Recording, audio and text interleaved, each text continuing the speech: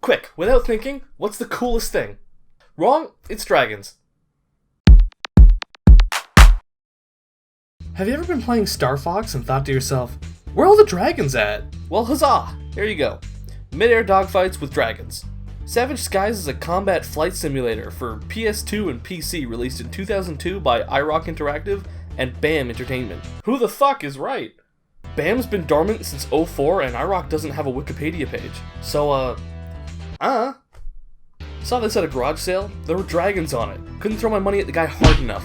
So let's see what jackassery I've got myself into, shall we? Oh, silly me.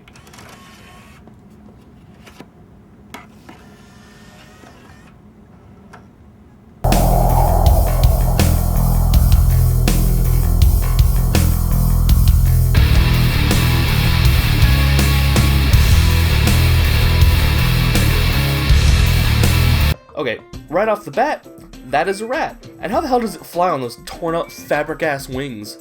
In the days of old, the Freyoan Empire was a burgeoning society on the cutting edge of alchemy. Well, they took an interesting direction with the sound design. Right in the can! The king, held in high esteem by his people. The king supported the development of all magic systems, with the exception of necromancy. The king had always suspected that Mortalvis would seek his revenge against him. One fateful evening, his premonitions were realized. God damn, I can't follow any of this shit. Blah blah blah plot. Luckily this game was before the great manual ban of 2006, so let's just read this shit. Basically, there was a king and everything was great, and then it was not. The king was backstabbed by one of his advisors, and by backstabbed, I mean he was attacked by an army of ghosts, and he thought he could handle it with himself and two other guys. Yeah, he dies. So the king's general takes over the good guys. The king's sorcerer runs off to the jungle and makes some bullshit over there. Mortalvis, turns out he's a necromancer.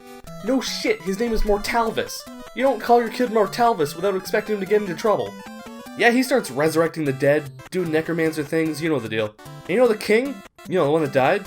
Turns out his spirit split up 3 ways and were reborn as 3 different warriors that are essentially your character in each of the 3 campaigns. Alright, here's the 3 campaigns. The first is Vertwin, the normal difficulty campaign. These are the good guys. Rock, right out of the gate, that is not a dragon. Is that a flying tiger? Nature made this? He's just a fucking owl. Guess what his name is? Ronald the Ice Dragon. Make way for myself and my trusty steed, Fart Horse. And Zealot. Zealot? He's a big old target with a cell field. Now we've got Chrysalis, the sorcerer's army of goofs and mistakes.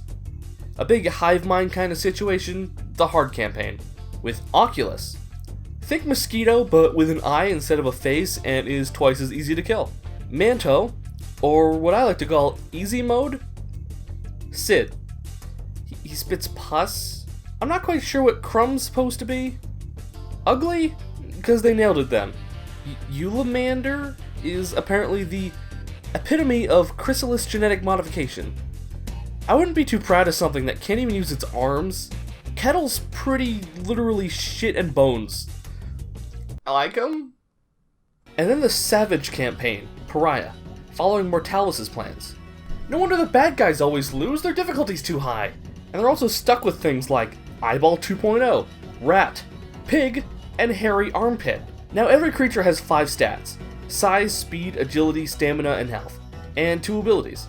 Usually a long-range weak attack and a short-range stronger attack, or a shield or a health regen or something of that deal. The levels or mission types are as follows. Shoot the guys? Don't get shot. Shoot those. Don't let that get shot. Grab the things, then put them back. And one time there was a race, so shoot stuff. Gotcha. The gameplay's pretty standard. You've got your speed up with X, slow down and eventual landing with square, which you never really use, and the handling's pretty nice. Your basic flight controls apply. Use your power 1 with R1, power 2 with R2, select your target with L1, and cycle through your picked up weapons or traps with L2, and use them with circle. You don't really need to deal with that either. Also, every character has these crystal seekers on triangle that lock onto enemies but do next to no damage. Not quite sure why they're there.